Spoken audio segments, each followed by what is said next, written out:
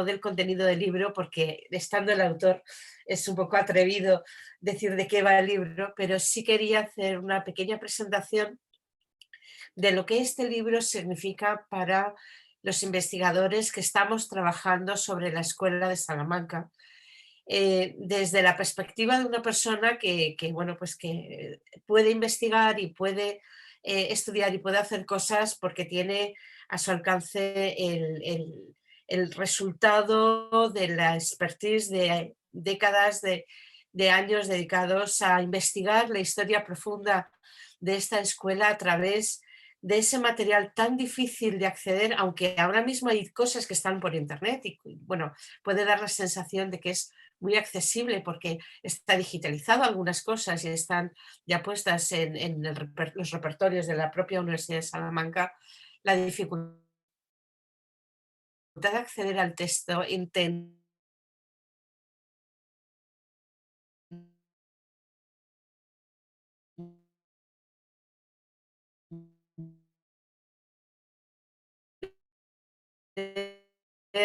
los documentos y además podemos entender el porqué de las tesis de los autores, de las influencias, de la repercusión que tuvieron estos autores en la Universidad de Salamanca, que fueron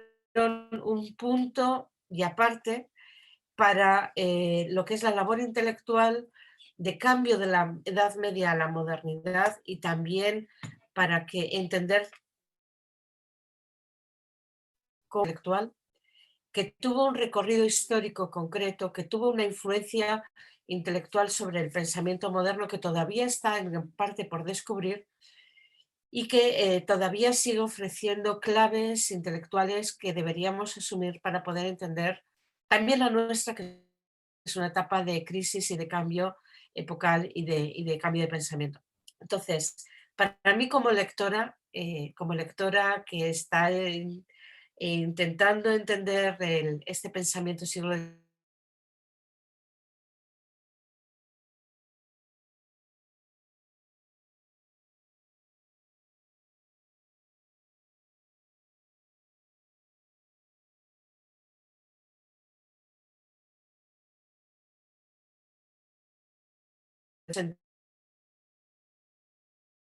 poder actores desarrollaron su pensamiento y esa historia interna de cumplimiento, incumplimiento de comentarios que se iban realizando, qué temas iban dejándose fuera porque no se podía dar de una manera completa el programa asignado a la asignatura, cómo facilitó o cómo dificultó la marcha de las lecciones, las novedades y los desarrollos incorporados en la Universidad de Salamanca a partir de 1526 por Francisco de Vitoria, como el dictado. Todas estas cuestiones que son las que nos permiten entrar en las aulas de Soto, de Medina, de Báñez, nos permiten entrar en las aulas y entender cómo era la vida universitaria en el siglo XVI, en el siglo XVII, cuáles eran las luchas intestinas por acaparar una determinada cátedra, un determinado puesto. Toda esta historia que nos permite encarnar lo que teóricamente podemos leer en las obras de los autores, darles vida y entender de una manera mucho más profunda ese periodo que estamos desarrollando. Entonces, yo tuve la fortuna de poder conocer antes del libro de las facultades que estamos aquí presentando el repertorio de moral económica del profesor José Barrientos, y eso fue para mí todo un descubrimiento, no solamente del propio autor, sino también de su modo de trabajar tan concienzudo, tan atento al detalle, que iba poniendo datos, poniendo fechas, poniendo realidad a muchas afirmaciones que yo leía en otros trabajos y que era muy difícil de saber de dónde venían, ¿no? Entonces, por ejemplo, una cuestión que a mí me interesó mucho, ¿por qué hay una cierta pérdida de ese vigor intelectual que animó a la Escuela de Salamanca en las primeras décadas? ¿No? ¿Por qué se va perdiendo ese vigor intelectual? ¿Por qué se va perdiendo cuando al contrario había cada vez más alumnos, cada vez era más conocida, había una mayor presentación de los trabajos, de los libros en publicaciones, es decir, cuanto más conocida eres, sin embargo, intelectualmente era más floja el tono intelectual de las enseñanzas a finales del 16 y principios del 17, por ejemplo, a pesar de que todavía seguían habiendo autores muy, muy potentes, ¿no? Entonces, hay que acudir a esa historia interna, ver cómo determinadas costumbres empiezan a perderse, cómo determinadas normas empiezan a vivirse de una manera un poco más laxa para entender también la repercusión que tuvo a otros niveles, ¿no? Bueno, pues la gestación de un pensamiento que se estaba realizando de una manera tan clara en las aulas de Salamanca y todo el esfuerzo intelectual que iba acompañado luego con publicaciones de cursos, con publicaciones de tratados, con difusión de estudios, etcétera, etcétera. Porque no olvidemos que la teología se hace en aquellos momentos al hilo de la docencia. Muchas veces porque lo que se va publicando es el resultado de esas discusiones mantenidas en la universidad o el resultado de ese esfuerzo realizado por el profesor para dar una docencia cabal de lo que le tocaba asignado para sus clases de teología en el aula. Es decir, esto es así y esto acompaña a lo que es la universidad medieval a partir de Pedro Lombardo, donde vemos que docencia e investigación van de la mano en el esfuerzo paralelo, ¿no?, de dar una formación a los futuros teólogos y al mismo tiempo de ir pensando una ciencia con una estructura determinada y con una forma de desarrollo determinada. Entonces, aquí lo que vemos, por ejemplo, es cómo también los cambios metodológicos realizados tienen su consecuencia a nivel intelectual a la hora de dar una mayor posición en teología a los problemas de moral, dar un determinado desarrollo a un estudio sistemático de la teología moral siguiendo, por ejemplo, el orden de Tomás de Aquino y dejando de lado el orden de las sentencias de Pedro Lombardo, etcétera, etcétera, etcétera. Con lo cual, yo como lectora, y además una lectora que agradezco al profesor Barrientos ser una lectora privilegiada de este trabajo, tengo que subrayar la importancia que tiene para dar contenido a los desarrollos que se pueden hacer sobre la Escuela de Salamanca a nivel más especulativo, porque si no, acaban siendo afirmaciones sin contenido o afirmaciones generales que no añaden nada. Entonces, poder profundizar en el día a día de las aulas salmantinas a través de ese esfuerzo en localizar las fuentes, en presentarlas de una manera sistemática, armónica, organizada, es una labor impagable que tenemos que agradecer al profesor Barrientos y que este mérito reconocerlo porque la labor que deja hecha para todos los investigadores no tiene precio, no tiene precio. Entonces, quizás esta presentación signifique reconocimiento de algo que no le he dicho hasta ahora, aunque él yo creo que ya lo sabe, ¿no? Pero también difundir las aportaciones de los estudios que se están realizando a nivel más metodológico, más del detalle de la vida de las escuelas, de la vida de las facultades, cómo tienen que ser incorporadas a los estudios especulativos, porque las claves nos las están dando eh, estos estudios que van a detalle, que van a las fuentes y que van a hacernos conocido el universo desconocido de lo que es la universidad en el siglo XVI y XVII y también nos ayudan a dar sentido a lo mejor a cuestiones que se plantean por motivos circunstanciales y también saber desligar lo que tiene el propio autor de respuesta a una circunstancia totalmente accidental, accesoria de su momento, o lo que tiene también de respuesta a una inquietud a la que quiere dar respuesta como teólogo, como profesor y como formador.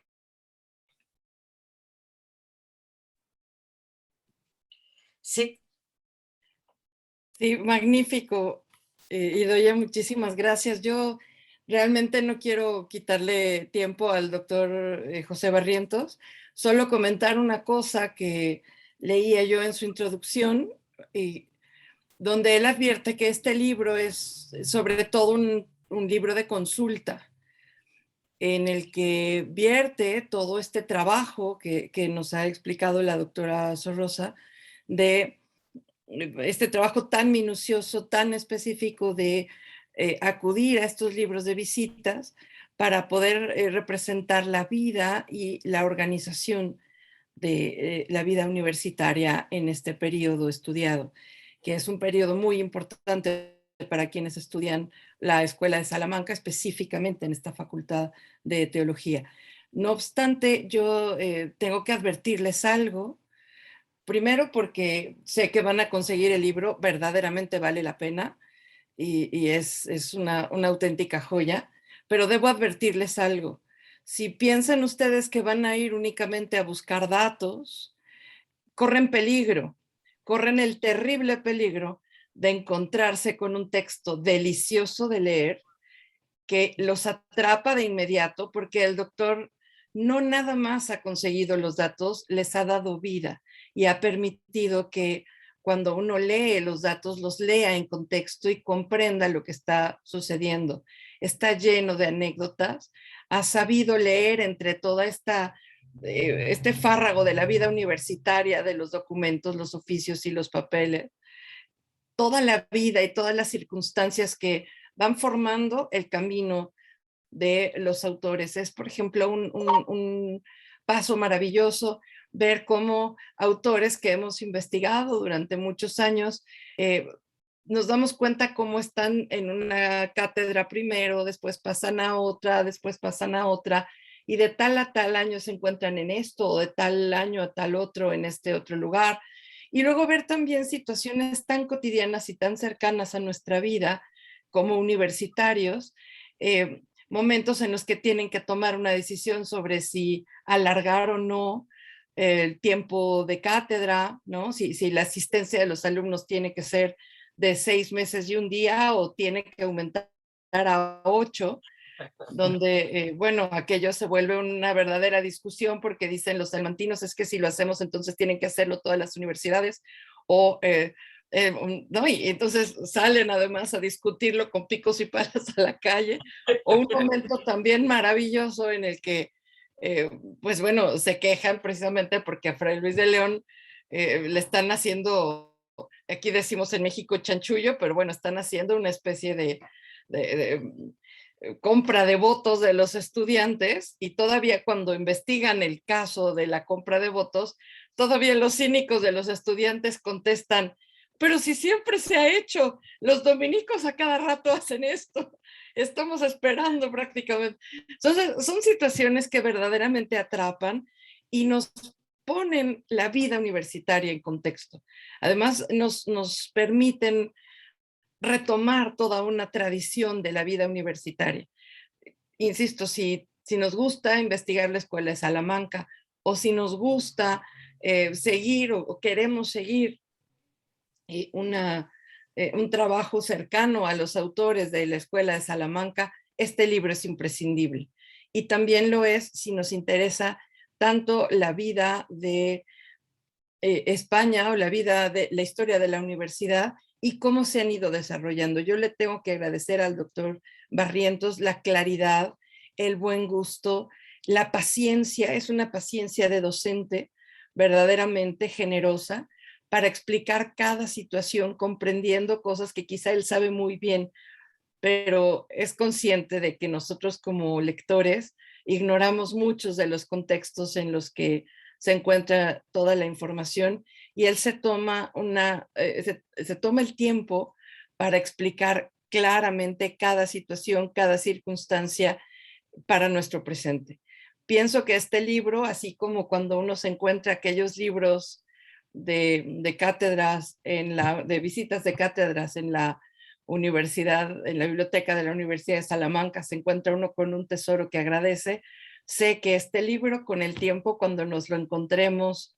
en las bibliotecas, cuando futuras generaciones lo encuentren en las bibliotecas, lo van a considerar también un gran tesoro y van a agradecer al autor por habernos legado todo este trabajo. Muchas gracias, doctor. Muchas gracias por estas palabras tanto de y dos ya como de Cecilia, que casi ya no me dejan a mí y con tantas alabanzas, o sea, no me dejan poder casi decir nada acerca de este libro. Yo, realmente Cecilia se ha fijado mucho en lo que es la introducción, luego hablaré un poco de la introducción del libro,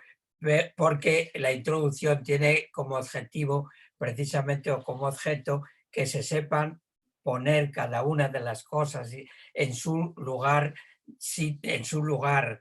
y por tanto que el lector sepa comprender y pueda situar cada uno de los profesores, etcétera, etcétera, y cada una de las cosas. Igualmente, si se habla de las cátedras, y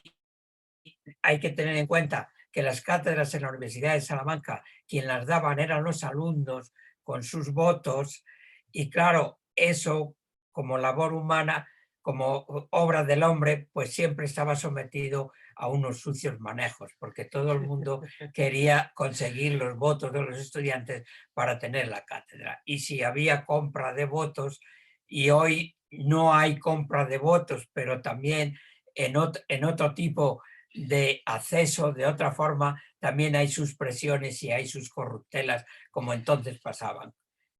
Bueno, este libro pues es realmente, pretende ser la historia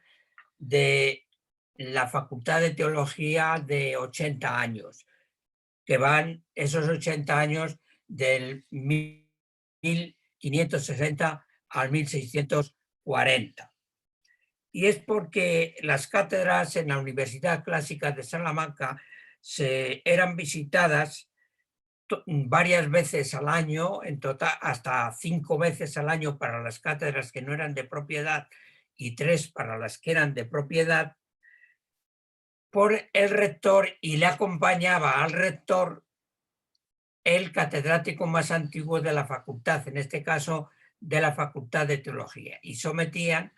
a los alumnos, a 2 alumnos normalmente, a un interrogatorio para ver si el profesor cumplía con sus obligaciones docentes. No se trata, por consiguiente, de unas visitas que tengan un fin inquisitorial, porque no se entra en ningún momento en los contenidos, no se entra en los contenidos de las lecciones que daba el profesor, ni lo que, sino realmente cuál era la materia que explicaba. Si el profesor explicaba la materia que se le había asignado, en último término, si cumplía con el programa, con su obligación de explicar a lo largo del año el programa que tenía que explicar. Eso es, en resumidas cuentas, lo que pretendían estas visitas de cátedras, que llegaba el rector con el secretario y el profesor más antiguo a la clase, y entonces a 2 alumnos, llamaban a 2 alumnos, que normalmente se procuraba que el alumno no fuese, digamos, de los enemigos, por decir así, del profesor, porque si el profesor era, por ejemplo, dominico, pues no se llamaban a profesores que fueran agustinos que estaban enfrentados con los dominicos, sino que normalmente se llamaban a 2 alumnos que eran dominicos o afines a los dominicos, para que no tuviesen animadversión ante ese profesor. Entonces, en estos registros, pues, que se conservan en la Universidad de Salamanca, en los llamados libros de cátedras, son los que han servido de guía para este libro. Pero evidentemente no solamente hemos tratado de exponer lo que aparece en este libro, en estos libros de visitas de cátedra, sino también tratar de esclarecer, completar esos datos con los datos sacados de otros libros del archivo de la universidad. Entonces, de ahí fundamentalmente también esa introducción y las notas que se van poniendo en cada uno de los los estudios de cada uno de los profesores. Tengo que decir que no ha sido la mera curiosidad, y esto es algo que creo que ha dicho ya Cecilia, lo que a mí me ha llevado a emprender este libro, sino lo que a mí me ha llevado es el firme convencimiento de la necesidad de acudir a estos libros para tener un conocimiento mayor de cómo fue el desarrollo de la Facultad de Teología. Porque por estos libros sabemos qué se explicaba, sabemos cómo se explicaban esas materias, sabemos también el grado de cumplimiento del profesor en cuestión, porque se señalaba las faltas que había tenido en clase, los días que no había ido a clase, y hay que tener en cuenta algo curioso que no pasa en estos tiempos modernos, que entonces el profesor, si no daba la lección, no la cobraba. Es decir, el profesor al cabo de un año tenía que dar 200 lecciones y la cátedra tenía un sueldo anual que se dividía por las 200 lecciones y cada lección salía a X. Y entonces el día que faltaba el profesor se le descontaba de su salario lo correspondiente a esa falta que tenía. Pero había, digamos, ahí unas lecciones que se llamaban de media multa y otras que se llamaban de multa entera o de nullus legis. O sea, nullus legis era cuando el profesor no leía la lección ni dejaba tampoco a un sustituto para que diese esa lección. Y las medias multas era cuando se dejaba al profesor, a un suplente, pero este suplente cobraba solo la mitad de lo que le correspondía a la lección, y la otra mitad era para el arca de la universidad, pero el profesor que había faltado no cobraba nada. Eso hay que tenerlo presente. Y he dicho que no es la mera curiosidad lo que me ha empujado o que me empujó a emprender este libro,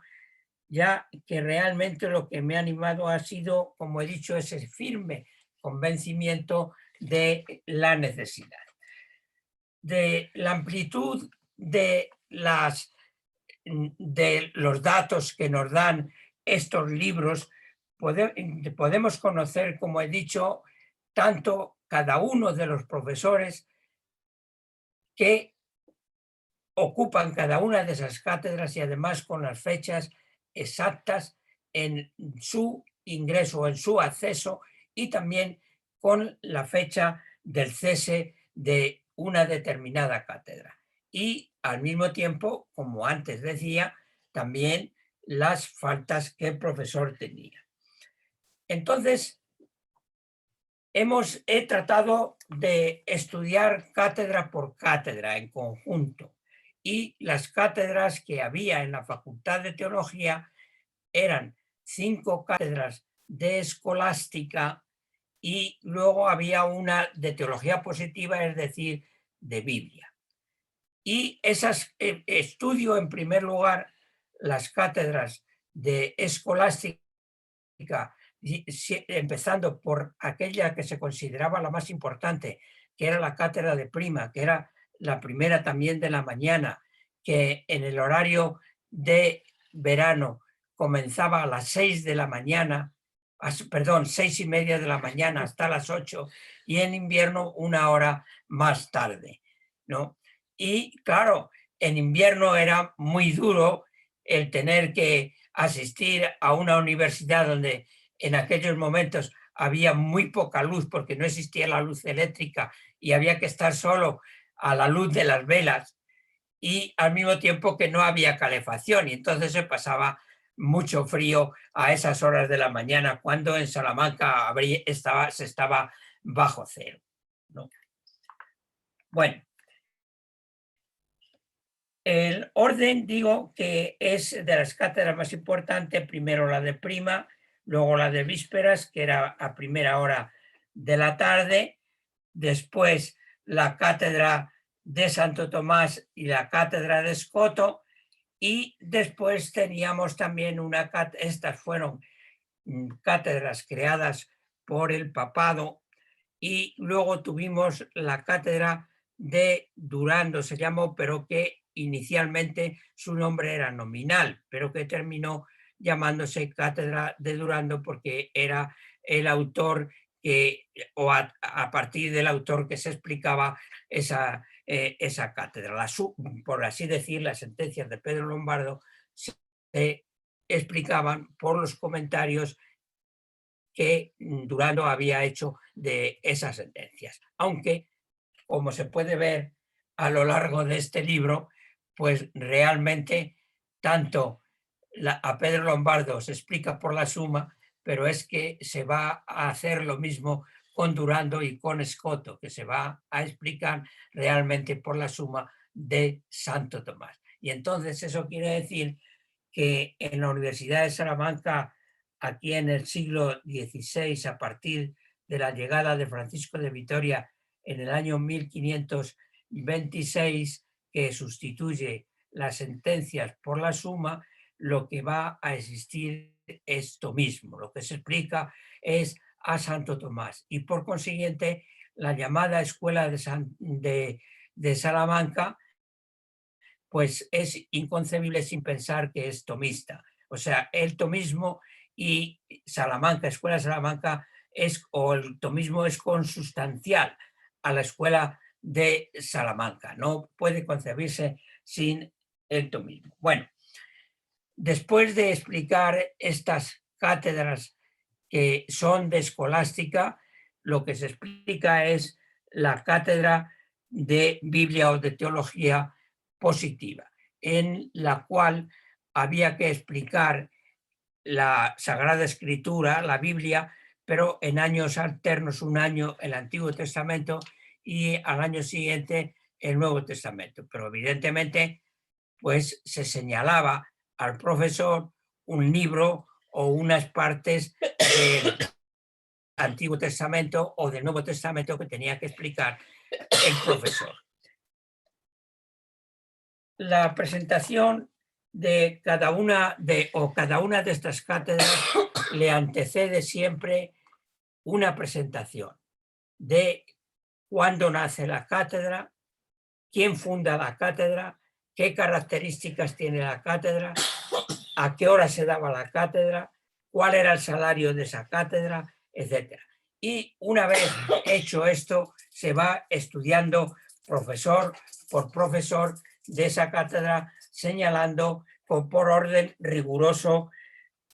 por orden cronológico riguroso. Así, en la cátedra de Prima se empieza por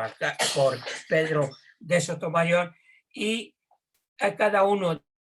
de estos autores lo que se hace, aparte de señalar la fecha del ingreso en esa cátedra o de la toma de posesión de esa cátedra del profesor, en este caso hablamos de Pedro Sotomayor y fue el 16 del 12 del 60,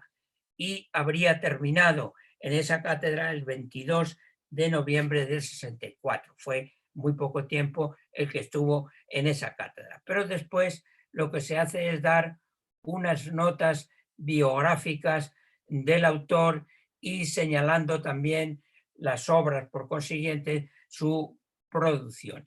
Y una vez que se ha hecho esto, se presenta una bibliografía de cada uno de los autores, y después se pasa a la cátedra de la que es profesor, cómo accede a ella y la toma de posesión, para pasar luego a ver en los libros de visitas, curso por curso, lo que explicaba en cada uno de esos años. Así, por ejemplo, si tenemos aquí a Pedro de Sotomayor, pues nos encontramos que en el primer curso que le explica, 60-61, pues empieza explicando la prima secundaria. Y se dice cuáles son las lecciones que da o las materias que explica. En la visita siempre se le preguntaba al alumno, se le preguntaba que cuál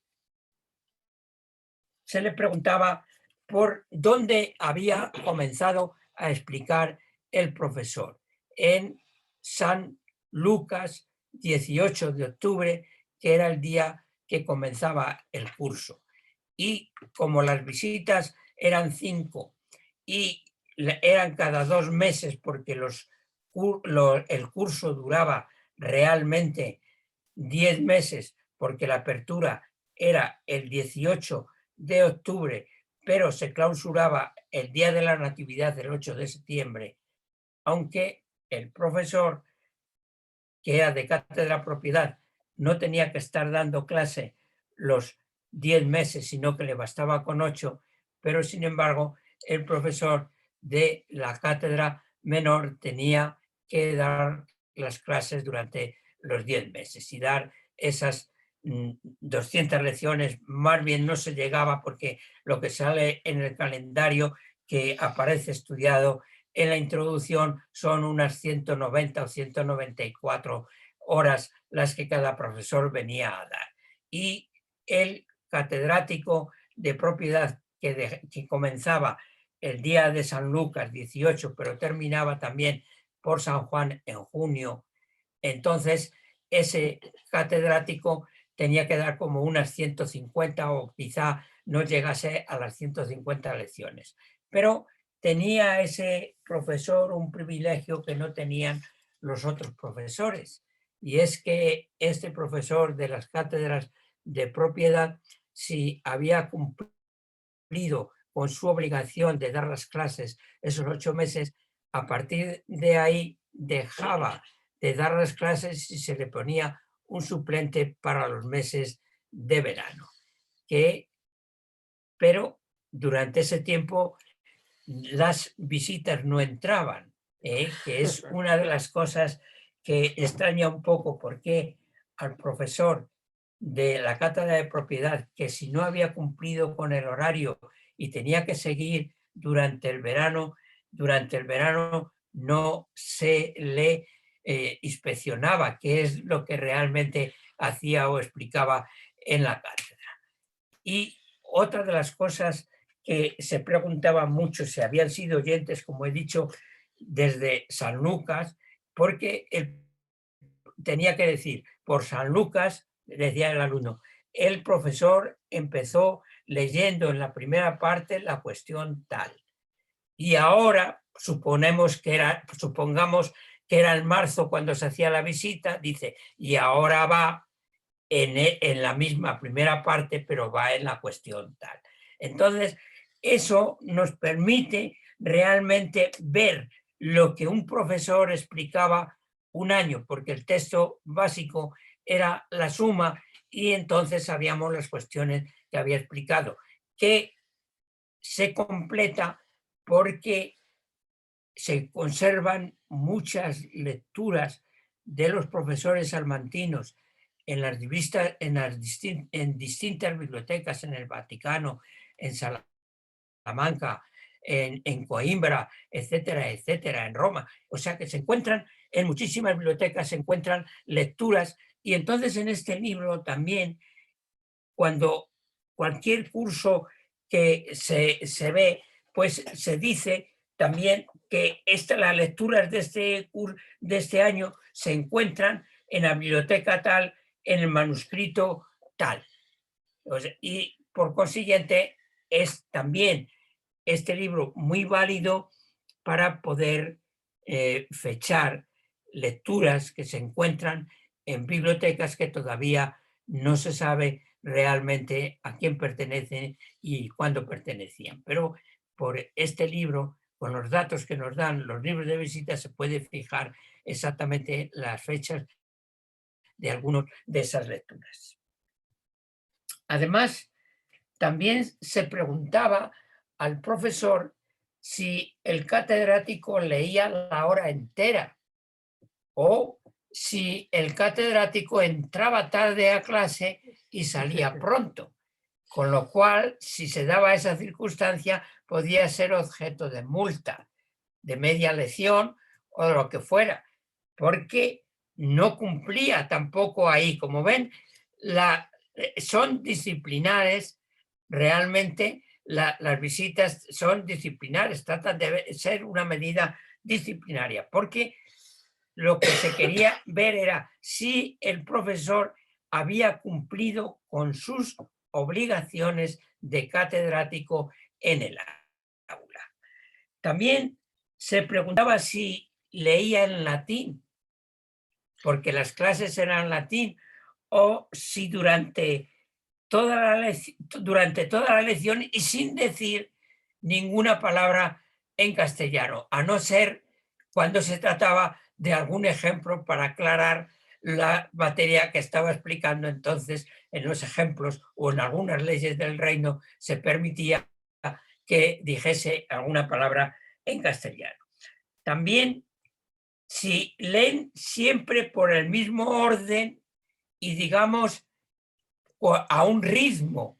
y no, por tanto, dedican mucho a explicar las primeras cuestiones o algunas cuestiones, y a otras, sin embargo, las pasan prácticamente de largo con muy poco. Se exigía, por consiguiente, que hubiese un ritmo uniforme en las explicaciones de las lecciones. Además,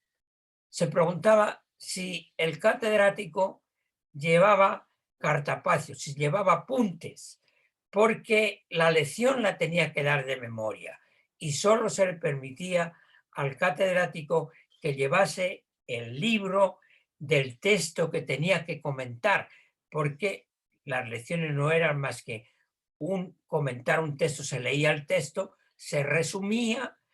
y después se planteaban las distintas cuestiones de la forma escolástica, el sí o el no, utrum sí, y se ponían, por consiguiente, las cuestiones a favor y en contra, se daban razones a favor y en contra, y al final, pues se quedaba con la conclusión que fuese, si era positiva o era negativa. Después también se preguntaba si se dictaba o no se dictaba en clase. Este es uno de los temas que están estudiados con un gran detalle en la introducción, porque fue muy debatido en cuanto que los estatutos del año 1561 prohibían el dictado en clase, pero Francisco de Vitoria impuso el dictado a partir del año 1526, y esta era una práctica muy extendida y muy bien acogida tanto por los alumnos como también por los mismos profesores, porque al profesor le resultaba fácil pues llevar ya escrita la lección, aunque no podían hacerlo, pero lo hacían, porque los alumnos, a la hora de preguntarse si dictaban o no dictaban, pues solían decir no dicta, pero se le puede escribir todo lo que dice. Así que no sé cómo se podía realmente compaginar una respuesta con la otra, es decir, que no dictaba, pero que sin embargo se le podía escribir lo que decía. Pero hay que tener en cuenta que aquí en la Facultad de Teología, que es sobre lo que trata este libro, en el tema del dictado se fue mucho menos rígido, menos que en las facultades jurídicas, porque se entendía que era muy importante que en las cuestiones del dogma los alumnos no pusiesen una palabra por otra, sino que pusiesen la palabra exacta. Y por eso se transigió más en el dictado. Y llegó un momento ya en el año 1575 que fue admitido el dictado en la Facultad de Teología y luego en las otras en el año 1594. Después se preguntaba también si los profesores leían cédulas que le enviaban los alumnos, es decir, los alumnos muchas veces le metían al profesor ciertos papeles con preguntas, planteándole cuestiones, y esas no eran cuestiones que se tuviesen que resolver dentro del aula, sino después que terminaba el aula, lo que se llamaba que el profesor se ponía en el poste, en la puerta, para que los alumnos le preguntasen sobre lo que había explicado, porque las lecciones se daban seguidas y no admitía, por consiguiente, digo, preguntas ni cédulas. Sí leía bien y aprovecho o utilidad de los alumnos. Claro, hay que tener en cuenta que a todas estas preguntas, pues los alumnos no querían indisponerse con el profesor, porque si decían que leía mal, pues tenía al profesor enfrente y ellos normalmente decían que lee bien y aprovecho. Y solamente en estos casos se limitaban a decir si entraba tarde o entraba pronto, pero a hablar de que un profesor no explicaba bien, pues no vemos en ningún momento en estos libros. Por consiguiente, no se puede saber el grado realmente por estas manifestaciones de acogida que tenía un profesor, porque normalmente no se hablaba mal de ellos, sino todo lo contrario. Luego, esas son preguntas generales, pero en la Facultad de Teología, pues había otras preguntas que eran propias del teólogo, que era, por ejemplo, cómo se leía las sentencias de Pedro Lombardo por la Suma, era obligación del profesor al principio de la clase resumir la materia del maestro de las sentencias, decir cuál era su conclusión y luego ya explicar a Santo Tomás. Y realmente una de las preguntas era si realmente el profesor hacía eso. Es decir, que antes de explayarse en la doctrina de Santo Tomás, resumía de alguna manera la doctrina del maestro de las sentencias. Y luego las otras cátedras, como era la cátedra de Durando y era la cátedra de Escoto, ahí lo que se trataba de preguntarle al alumno era si realmente explicaba a Durando o explicaba a otro autor, o si explicaba a Escoto o explicaba a otro autor, es decir, a Santo Tomás. Y aquí, pues los alumnos también pues trataron de no complicarle la vida al profesor y tratar de decir que sí, explicaba a Soto, o a Escoto, perdón, pero seguía a Santo Tomás, ¿no? Y, y claro, pues así nos encontramos con que algunos profesores de la cátedra de Escoto fueron dominicos. Y lo que podemos preguntarnos es por qué, si tan enfrentados estuvieron los dominicos con, o sea, Santo Tomás con Escoto, por qué fueron dominicos aspirantes de esa cátedra de Escoto. Y eso es fácil de explicar porque, de hecho, a partir del año 1571, la cátedra de Escoto quedó con el nombre de cátedra de Escoto, pero en ella se explicaba, se dio libertad para explicar al autor que quisiesen. Es decir, lo que se explicó fue realmente a Santo Tomás. Doctor, creo que con esta exposición que nos ha hecho queda más que claro para el auditorio toda la riqueza y el estilo con el que está escrito el libro. Realmente es un gusto porque es como escucharlo, aunque nada se compara a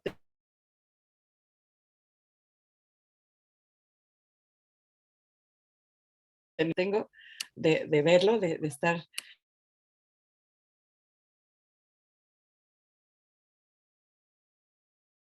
cada una de las historias y el modo en el que nos abre la comprensión del modo en el que se vivía esta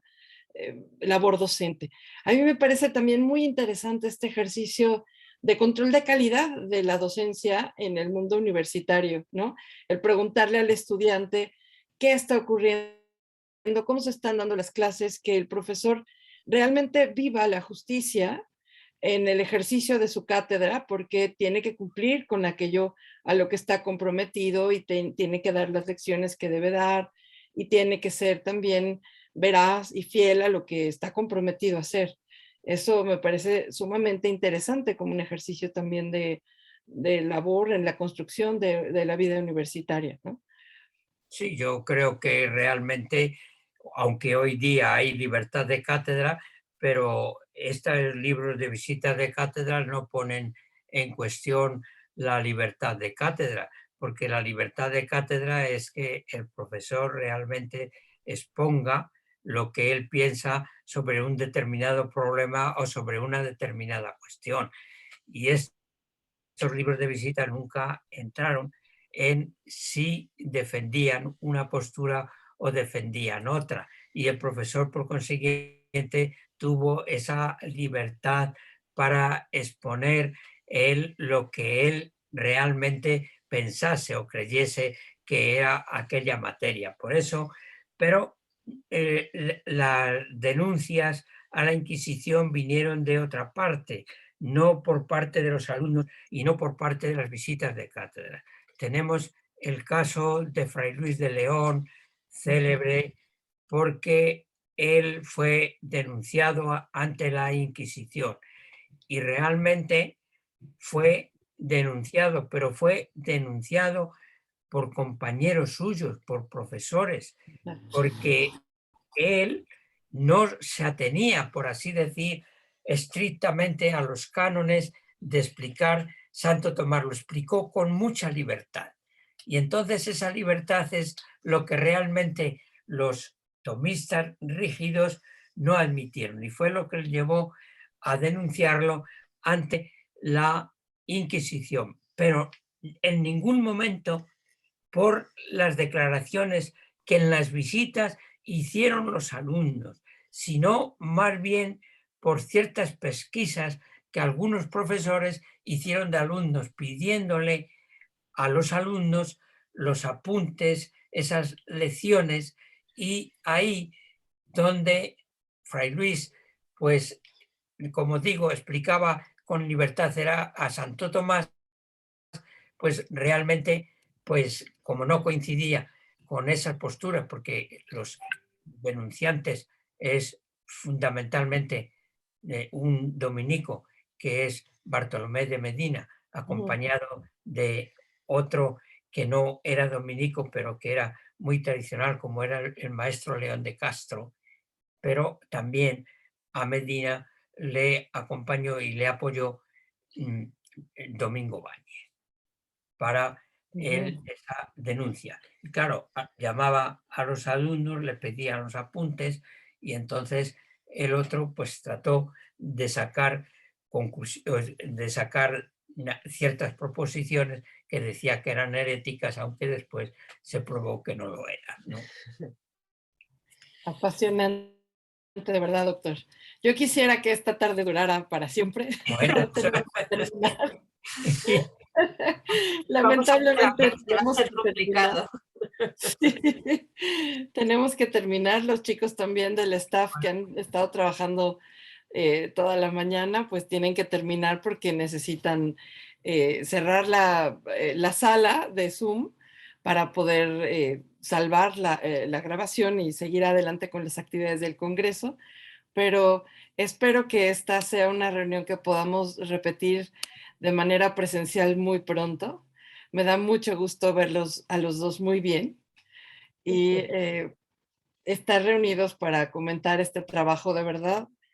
tan magnífico. Muchas gracias, doctor. Muchas Muchas gracias. gracias a ti por esta invitación y que me has dado la oportunidad de poder dar a conocer este libro en México, ¿no? Para que realmente, pues ahí sepan un poco de la Universidad de Salamanca, las personas preocupadas, ¿no? Porque hay ciertos estudios, ¿no? del trasplante de los modelos de la Universidad de Salamanca a las universidades mexicanas Así y es. cómo realmente pues, se inspiraron en el modelo salmantino para fundar en el Nuevo Mundo las universidades. Así es, doctor. Muchísimas gracias. Muchísimas Gracias a Y gracias. ya, qué gusto tan grande. Un beso Sí, a los dos. Un gran abrazo y muchas gracias a quienes nos acompañaron. Los invitamos a las 4 de la tarde. Seguimos adelante con la mesa número 5. Muchas gracias. Muchas